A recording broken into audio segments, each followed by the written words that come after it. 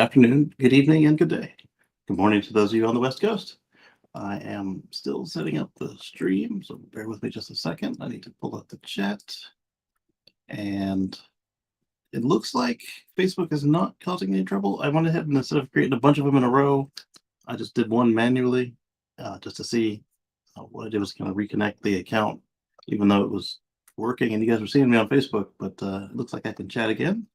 So the next thing I wanted to discuss is today's thumbnail. The cover for the video is when I got those tires the other week. And let's go into it and see that the feed is good. And open up. Oh, yeah, chat is open. Okay. And it says live. Let's little audio sample. And we're good. All right. So first up, and we're gonna have a shorter show today. I've got some unexpected stuff came up. We're working on some projects, and they didn't go quite the way they should have gone. Greetings, Timothy from Arizona. So first up, Omar was asking Marcus if EV Smoke has got this package yet. The new tires are really good, Timothy. I didn't expect them to be because they've got a new tread pattern, and the guy at the tire shop said, "Hey, easy on the corners because these are different," and they don't have the foam, but they're actually quieter than the tires I took off at the time I took them off. I don't have any way to compare them new to new, but the tires without the foam are quieter than the tires with the foam, and I like them so far. They do seem to lose pressure a little faster than the old ones. I don't know if that is just the way that the climate's been going here lately, because we've had cold mornings, hot days, and cool nights. And so they were down about 3 pounds one day when we were on a trip, and then yesterday they were only down 1 pound without me adding air back. So I'm boosting back up, and then actually I can testify. We can check that directly because testify does tire pressure. And let's see, where is not settings? Everything goes under drives. We need a new menu structure. All right, so I can share this on the screen. Good evening, Anders. Good to see you. And we're going to share screen. I'm going to share this tire pressure chart. And we can see that one, it's quite warm in the car right now. And two, so for 17, that's when the tire died. Let's see here. Yesterday, we were at 47 all around at 68 degrees. Then we were at 48, 47. So these tires I want to keep at 50 because that's their max pressure cold. And why do I keep my tires at max pressure cold? I used to be a hypermiler, and so on my Prius back when Chinese tires weren't quite the stigma that they are today, I would run my tires at they were 60 psi cold max, and I'd run them at 75, 80, and because they were like what $50 to replace, So what if I lose one? But now they're like for the cheap tires on this car, you're looking at like $300. I just can't do that. Plus now I'm not just running single, I'm running my wife and daughter in there too. So if the tire manufacturer is willing to certify it at 50, that's what I'll do. And it's only 4 pounds over what the car calls for. The car calls for 46. It gives it a little bit stiffer ride, a little bit noisier, but your tires last that much longer and your fuel efficiency is that much nicer. Let me let's see. I need to share another tab, and then I'll find out what our efficiency has been looking like since we got the new tires. So from 418 onwards, not really. Wait till they go back up to 50. So 420 onwards. Yeah, that's true because it happened the day of the Starship launch. So we'll do 421. We'll do not charges, but drive summary. Then we'll do 421.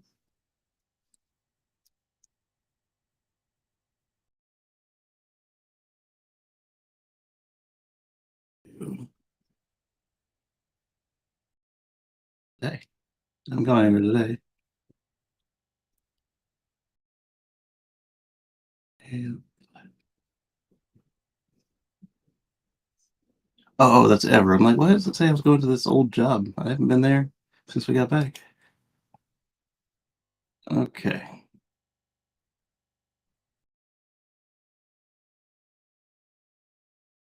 Yeah, that still is a little bit. I'm glad it changes a lot of information. So what I'm looking for is efficiency overall, not the actual drives themselves. So 401 watt hours per mile. New Jersey to Connecticut. I think you got the wrong year, buddy. I didn't go to New Jersey this year. I mean, I did, but not in the last week. Let's see. Oh, I see it. It's mixing lifetime in with search period. That's confusing.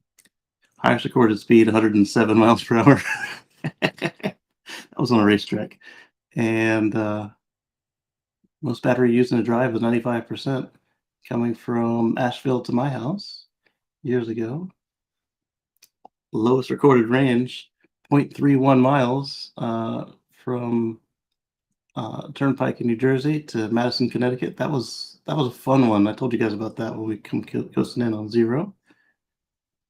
Lowest recorded temperature was let's see, at my mom's house at negative 10 degrees Fahrenheit. Oh, that's inside. What? No, no, it was 37 inside and 12 outside. Okay, that makes more sense. 12, 7. What's that mean? 12 or 7. Maybe it was like the ending temperature was 7. The starting temperature was 12. Yeah, 7 was brutal. Highest recorded temperature was 130 degrees Fahrenheit, and that was coming from North Carolina to Virginia. 130. Inside, outside, what? Outside was 102. Inside was 70. So did it just like transiently just go through Death Valley while we were in Virginia? All right. Elevations. Highest elevation was in Asheville at 5818 feet, which you'd think it'd be not that because we did all those trips out west. Lowest elevation was negative 112 feet in Goose Creek. All right. But that's not at all. I was asking for efficiency, speed efficiency, temperature efficiency.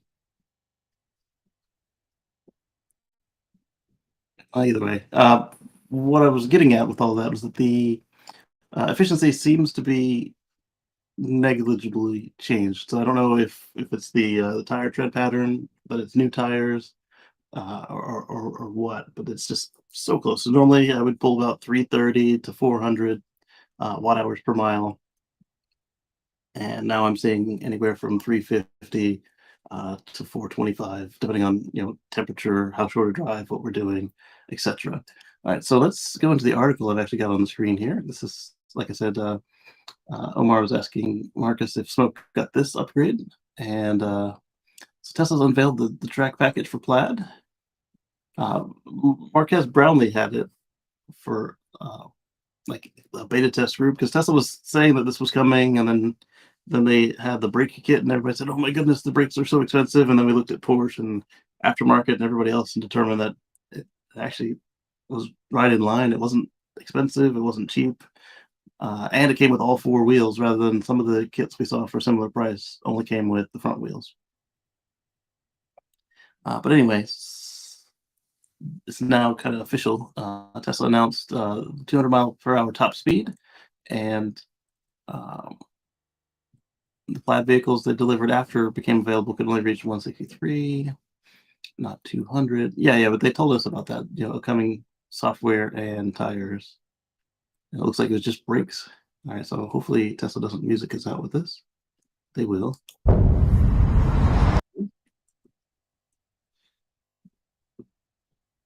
Just a Model S Plaid track pack coming soon. That's got to be kilometers an hour. 300.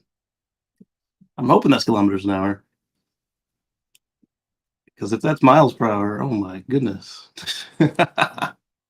And he's got the round wheel, so Randy would be happy with that. I like my yoke. What I would like to see though is something like the yoke or the wheel circle yoke thing that they got on the Cybertruck with progressive steering, like we saw in that Lexus. Let's see. So the brake kit was 20. So we still don't yet know how much the trackback will be, but it'll probably come with those brakes. I will let you know as we know more on that.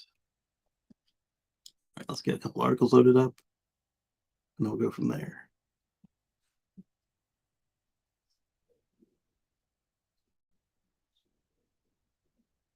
Closed a bunch of tabs, so I should be able to open up all the articles at once. Well, at least all the ones I put in the notebook. And I even closed some of the tabs that we had, so once I see them again, if they're still relevant, we will bring them back. All right, let's start with this one, just because that's where we are. And wind and solar are now beating coal in the US, according to the EIA. The first 2 months of 2023, generation by solar, including small scale PV, such as my rooftop here, grew by 6.7%. Oh, shoot, my rooftop grew by that amount just by cleaning the panels. They were dirty. The guy cleaning them called them filthy, filthy. The panels in the back, the original array, they have the black and silver grid, and I forgot about that. I knew they were different because they're different sizes and shape, but like they were so dirty I couldn't see the silver grid. And as he was cleaning them in the dark, I could see it. I was like, oh, I forgot about that. Front panels were they had this weird pattern where from the halfway mark down to the base of their frame was just covered in old pollen. So it's looking like I need to do that every other year or every year, depending on how much dirt and pollen is out, just based on the angle, the humidity, and everything else about our area. But some of the neighbors that have solar have the same situation, and they have some of them have steeper roofs, so it might just be the humidity and the rain, and who knows what else. But the first year I ran into it was pollen had already started, and then we had a snowstorm with nice fluffy snow, and then the snow turned to ice overnight. It took a week for the panels to be able to get out from under that, and then they were left with this nasty pollen, and that was the first time I had them cleaned as well. Not quite halfway like this one was. They were just like the whole thing was just yellow. So let's see. Anyway, so they grew by 6.7%, and small scale and PV provided 3.9%, and wind provided 6.6% compared to the same period a year ago, and provided 12% of total. Okay, so it increased by 6 to 12, and the generation by coal dropped by 32% and provided just 16% of the total U.S. electric grid generation. So 16 minus 12 minus 32. So yeah, they got outclassed massively by solar and wind, and this is why a lot of the towns and cities and other areas where people mine coal, except for I guess Wyoming, they are pushing real hard to educate the folks in clean energy installation how to do solar, how to do the wind turbines or other jobs. Period. And it's not that It's not that they can do anything to save coal because it just is not economical. In addition to the environmental and health hazards that go with it, and this just shows that. Excuse me. And we've seen this in other places. We've seen it in Europe. We've seen it in Germany. We've seen it in the UK. We've seen it in the Netherlands. A number of places where the fossil production is just being outclassed by renewables for either moments, hours, days, a month, and it's only going to continue. There's no new coal capacity. Yeah, why would anyone waste their money investing in that? Anyway, let's move on to something else. So this one's coming from CNN. Tesla raises prices globally, which includes the biggest increase in China.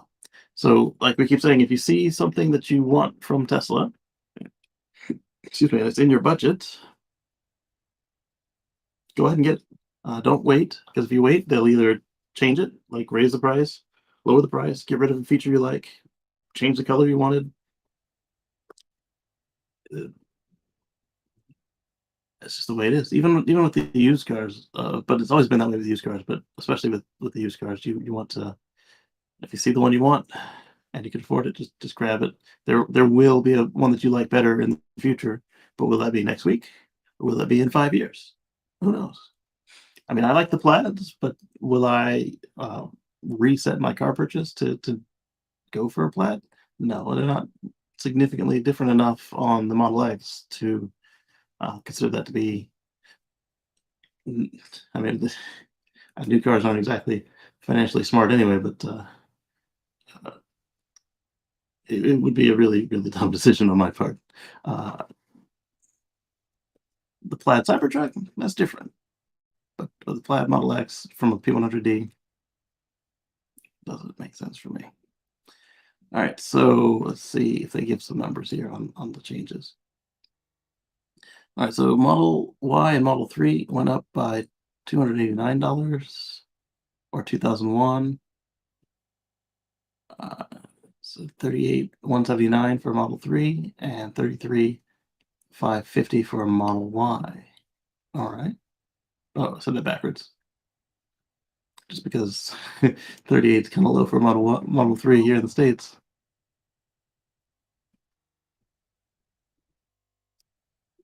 But, yeah, so this was global, and some individual options still actually saw their prices drop further, so they're still tweaking it. And then Bloomberg is reporting that car makers are set to lose pricing power in a muted global economy. Yeah, now that supply is coming back and people are fed up with what's going on with the dealers, and there's less people out there with extra money to be behind the market adjustment fees, they're going to have to get back in line. We've already started to see the used car prices coming back in line, which for some folks who started their car purchasing in the middle of the pandemic, they didn't understand that cars, especially used cars, are a depreciating asset. They are still trying to sell and trade upward, and it's these aren't houses or real estate. There's another one, and they're getting their feelings hurt, or worse, finding out they made some terrible financial decisions, and trying to get out of them. Or even people who aren't trying to make a profit, just people who are feeling the squeeze and trying to downsize and finding out that, yeah, we'll take your car and $10,000 and take it off your hands. Whoops. I would have given that news when I was sold cars. Like, yeah, yeah, you had to pay us to take your car. And it wasn't really paying us, it was giving us the money to give the bank to get a clean title. All right, so this one is from Inside EVs, and we talked about the software engineer, I guess chief software engineer or executive.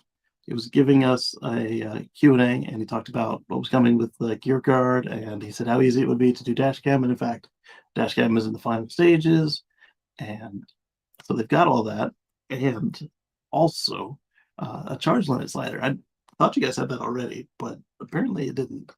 But it's nice. You'll be able to set your charge based on where you are and how long you plan to be there, and just make it easier on your battery pack, which is nice. And then there's a screenshot of the, or I guess a photo of the screen showing the dash cam feature. And that was that on the review, and I thought that was cool because we talked about it, and there it is. So this is one that Georgia brought up on What Drives Us. Chipotle is ditching their gas grills at 100 new locations, and we kind of took the stance that it's not the wrong thing to do, but what are you going to do about all the existing facilities? And the answer is probably nothing. But at least 100 new locations are not contributing to further pollution, at least not from combustion anyway, or combustion of fuels, because you're still causing combustion when you char a chicken. And for all the people whining about gas grills versus electric grills, blah blah blah, on a structure like this, it doesn't matter. All you need is heat, heat at the right temperature, and you got it. And in fact, as several folks like Ricky from Two Bit Da Vinci and so Matt did it, and a couple other people have all shown that the gas heating blows more out the exhaust hood than it does into your cooking, and even around the sides of your pot. So I don't know about the electric curlicues; those aren't the best, but the induction is a great experience. Assuming that you get one that doesn't not terribly audible to you with the so the way induction works is it's a magnetic inducement into your cookware, so the cookware itself gets hot, and it's pretty cool. But because of the way that works and power frequency we've got here, some folks can hear it. Depending on the cookware and the device, I can hear it too. The LA Times had an editorial about replacing the Chevy Bolt with electric SUVs would be a climate tragedy. Um, I don't know if it's a climate tragedy, but it's not going to be good compared to these right-sized vehicles. I was walking past Bolt's EUV yesterday and didn't even realize it was the EUV. Yeah, it's a nice size Bolt because the regular Bolt is it's a Honda Fit size, and I tend to think it's on the smaller side. But I was like, yeah, it's a shame that those are all going away. Yeah, they've got the electric Equinox and the electric Blazer coming out, but they're bigger and they are costlier, and maybe not $6,000, but still more than $2,000. And every $1,000 counts when you're talking automobiles, which are already just crazy expensive. We're pulling out for the Chevy Bolt. Just continuing on small, lower cost EV like the Bolt will make room for larger, more expensive models will make it harder for Americans to afford to go electric. That's what I'm saying. Uh, this this the wrong direction. This is the wrong direction to be headed when the U.S. Needs to replace polluting gas and diesel powered cars and trucks with clean zero emission vehicles quickly. So that part, I kind of not the same thing with everybody coming from fossils. Even an electric SUV is still better than the fossil. Uh, it's just not going to be as great a change as if somebody could come from a large SUV to a Bolt.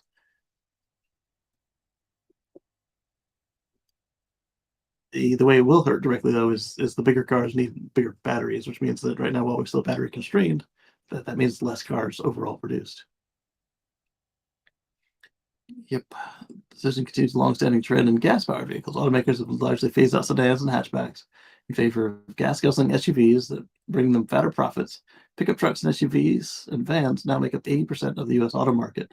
And vehicles keep getting bigger and heavier, weighing more on average today than they did in the 70s. The death of the Bolt signals that trend is unlikely to change with EVs, and that's a shame. So, with that, I mean, they're not wrong.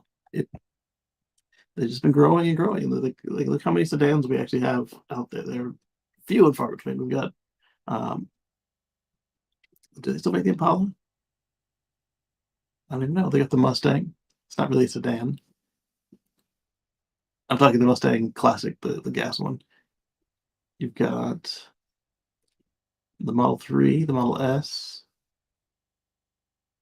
a couple of BMWs. Do they still make a Buick? I think they do.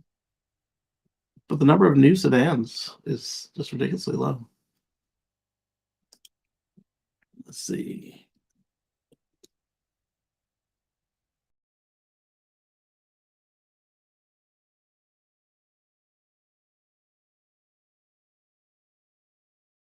Mhm.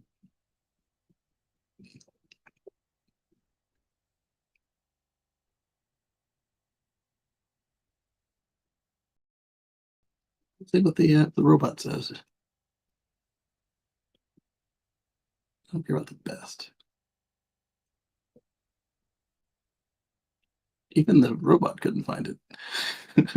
I mean, I'm sure we could just go through each automaker and ask how many sedans they do, but I don't really feel like doing that. But it's slim, and it's kind of sad.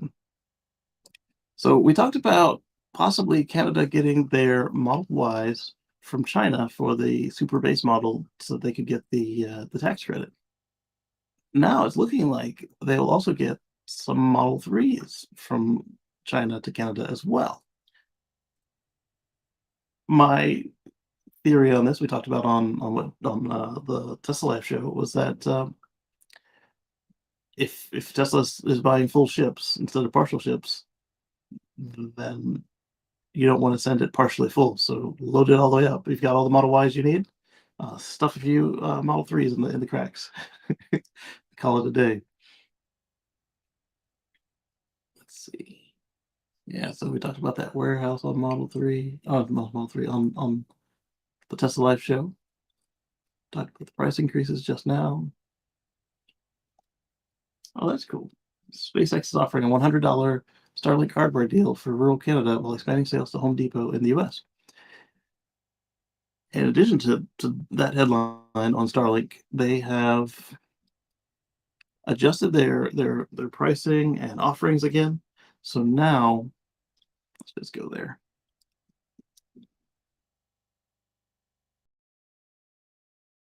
They have on the residential, you still can't pause it, but they got rid of the 1 terabyte cap they were going to in institute. Yeah, they don't show it here. And then they have what's now called Priority, which is their business plan. Priority on land also has no caps, but it slows down to regular when you run out. However, they have now figured out what they want to do for roam and mobility and maritime. So roaming on land, same situation. You're always deprioritized, and there's no data cap. And mobility is roam in motion. So you have a flat, high performance dish, and you can use it while in motion. And then the maritime is where they've made the huge changes. So myself and several others were complaining about people who don't have a house, live on a houseboat or something, or maybe not a yacht like this, but just middle income folks that happen to live on a boat. Uh, they now have a couple of different plans rather than the $5,000 a month plan. They dropped the entry price from $5,000 of hardware to $2,500 of hardware. Now they're pretty much only doing the flat high performance dish, the one you can use in motion, and only one in the lower price kits. You can still get two if you get the more expensive kit, and they sell you buckets of data. So if you are near land, they'll treat you like an RV, and if you're in the open water, when you run out of your allocation, you can get like 1 terabyte, 2 terabytes, 500 gigabytes. When you run out, all traffic except for Starlink.com traffic stops. So what that'll allow you to do then is either buy more data packages or change the plan around so that you're not completely cut off. And then of course there's aviation, and IoT is not really. I mean, it is Starlink, but it's not Starlink that we think of because it's the microsats. Aviation is the one on your private jets or your corporate jets. Rugged enough to withstand rocket landings. This is why the the camera views coming from the drone ships have gotten better. They switched them to Starlink. Easy to install. So this is the Starlink Maritime Classic. It has the two high performance dishes with the articulating arm rather than the flat. And you pay as you go. So that's Starlink. This is another one we discussed on the Tesla Life show. What's up, Lee? Yeah, those prices are. Lee showed us the price last week, right after they had just changed the price. They changed it again. She said, "Like, look at this." I was like, "Oh my goodness, they changed it already." Um, so this one, police thought there was a battery fire on this Model S, but you can tell just by looking at it, it's not what happened because a battery fire would have come up from the bottom of the car and consumed it all if left unchecked. Not started on the hood and worked its way in. Same with the glass. Like the interior is not crispy, for a better use of the word. So what they found out was that they plugged in a USB drive or recovered the USB drive, and Sentry mode caught some folks pouring gasoline on the car, and the police didn't believe him until they was able to pull the Sentry mode footage. And the funny what Sentry mode is able to record an individual walking up to the Tesla and dousing it in gasoline before lighting it on fire.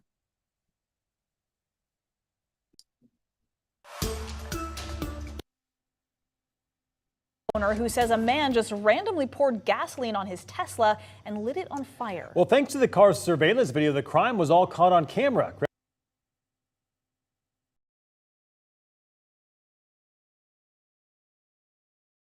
Oh yeah, there's the gas is getting wet, and then poof.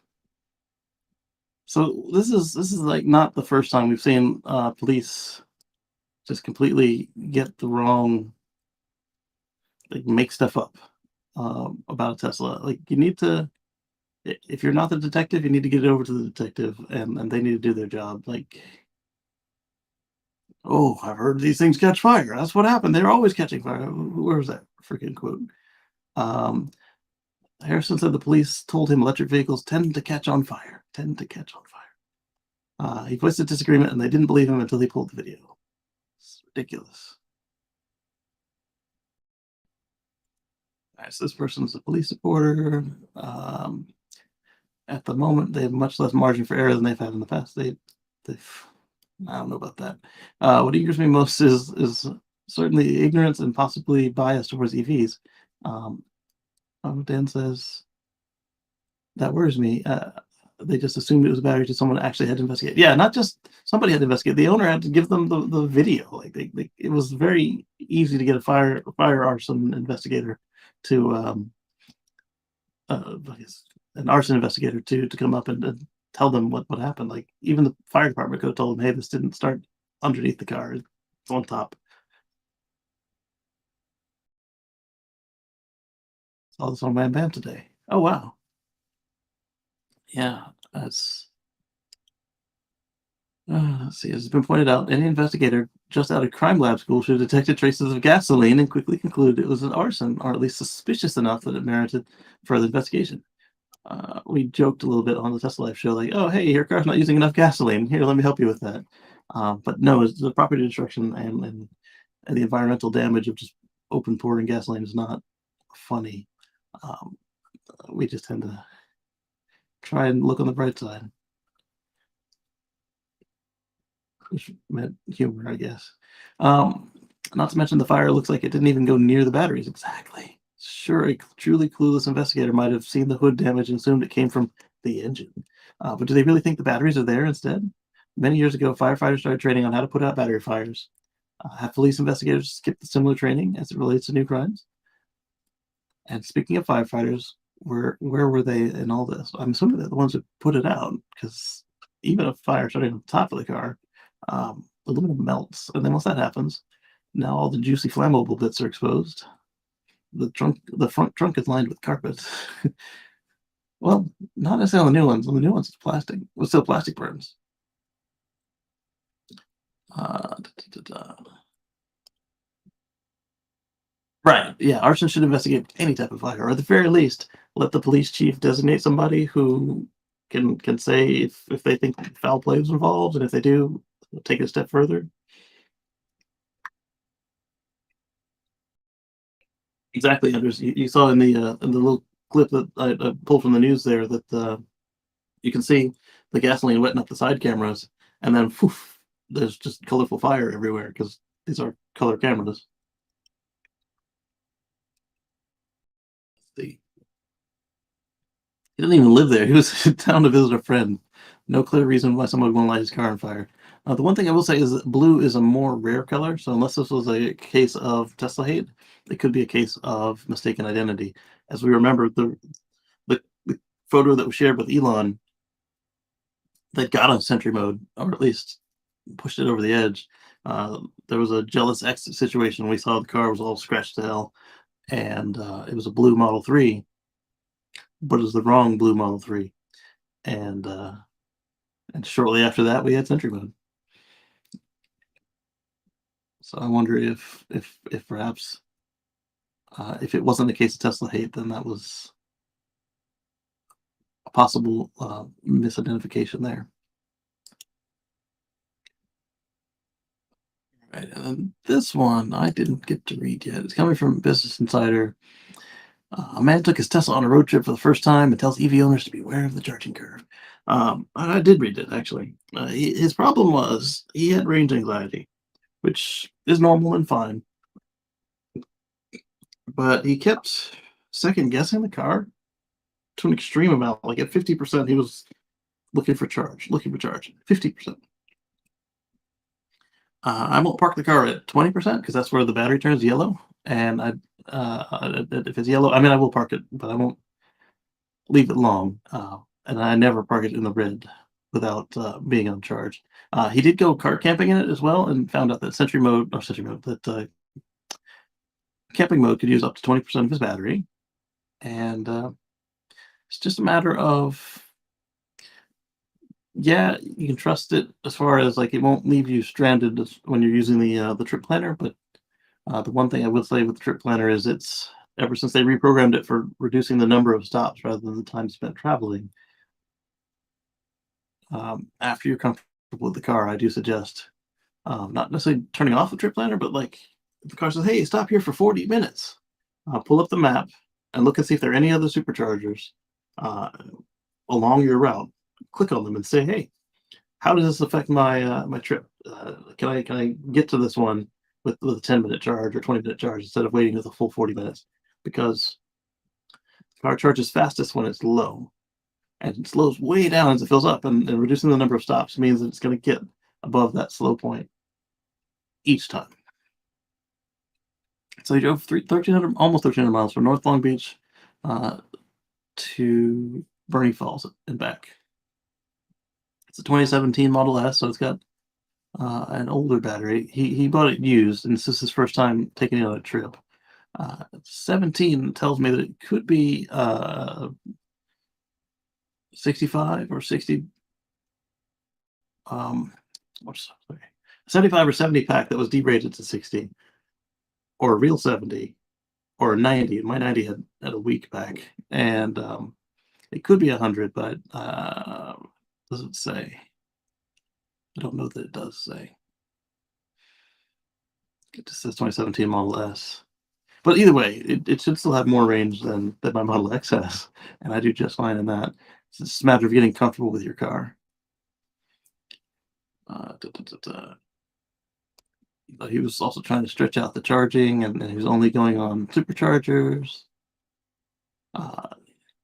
He said the trip took so long because of the hilly terrain. Yeah, the terrain could slow you down, but if you're reasonable with your throttle going up and down, coming down should add a lot of it back in.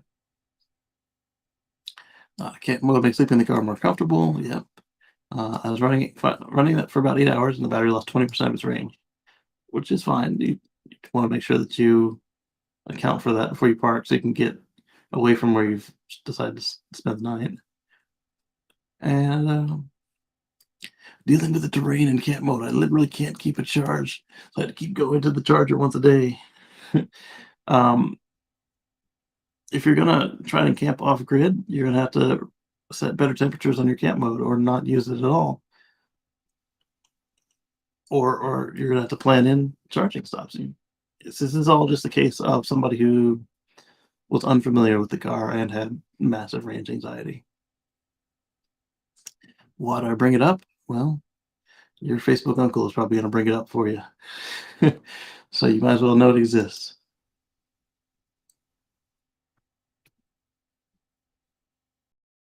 In fact, it was easy to kill means it wasn't a battery fire. If you ask people, batteries take up all this water to put out. That's true. That's true. And the reason the batteries do take all this water to put out is you got to get them cooled back down so they don't set themselves on fire. Right. So that is not everything. Why did it stop? We missed this one. There we go. So then Aptera put out a video and a live stream, and they have, this is the off-road package they promised us. This is what it looks like. And it's going to take them a little longer than anticipated because they still need more money. But they've got, they showed off previously, they showed off the outer shell assembly, and they're still making progress. And I hope they make it because I've got a reservation in. And if you want to reserve an Aptera, you can use my code below and we both get a discount. Let's see. All right, so they continue to develop their solar panel technology. The production version is the panels are more durable, less reflective, and have a better surface finish and are easier to manufacture. The vehicles have 3 motors, or up to 3 motors, so which means that each requires a separate inverter. It's kind of like everybody else's. The Lucid has 2 inverters. The older Rivians have 4 inverters. The Plaids have 3 inverters, and the Semi. But what's different about their inverters, they want to go back to the IGBT, which is cheaper and proven. I believe my Prius had IGBT versus using the silicon carbide, the SiC. They're more performant, they're more exotic, they're more efficient, they're supposedly lighter, but they're not cheaper because they're the new hotness. And Aptera is suggesting that using the proven technology should give them a lower cost without too much of a trade-off, and it's kind of a balancing act, so that makes sense. The benefits of the SiC inverter aren't necessarily great enough to justify the cost on their vehicle. All right, both Apple CarPlay and Android Auto are included, as Aptera would rather dedicate its UX user experience to the battery and charging management and leave navigation and music to those who've already perfected it, again saving costs. And also kind of a big stick in the eye to GM, who did the opposite on their EVs and some of their new tech vehicles like the Cadillacs. They're removing CarPlay and Android Auto and inventing their own thing, which is surely it's not going to be as good because we've seen GM do software before. Then they mentioned the above image is the off-road package. The team is actively discussing using solar EV cameras for Sentry or security or Sentry mode, but it's very low priority on the to-do list right now. But as we saw with Rivian, they showed us that it was not hard once they put some effort into it. Part of what slowed them down on Rivian is if they had done it from the get-go, the time that the rear view camera has to turn on after you shift is limited, and if they had done it just kind of like with the sledgehammer, like they did in testing, they would have had to recall the fleet because the rear view camera doesn't turn on fast enough. So by not including gear guard and whatever else they call it while driving as dash cam, the delay wasn't there, so they were able to overcome that with more resources, programming resources. And so that's probably going to be the same situation here with the Aptera.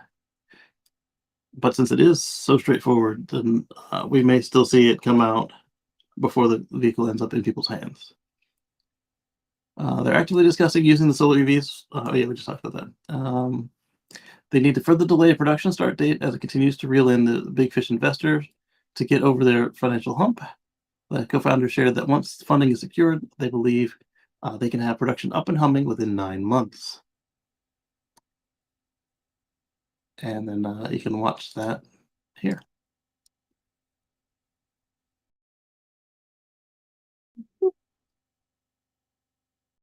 And let's see. Like I said, I closed some of the other articles, so and then like I said, I've got that that appointment coming up. So I want to thank you all for spending your afternoon, your evening with me, and I want to thank our channel members and patrons for your financial support. And we will catch you on the flip side. So on Wednesday, we've got the Tesla Life Show and What Drives Us. And then next Sunday, we've got this show coming up. And I will find the articles that I closed and the ones that are still stuck in the phone. And whatever's still relevant, we'll discuss that next week. And thank you very much.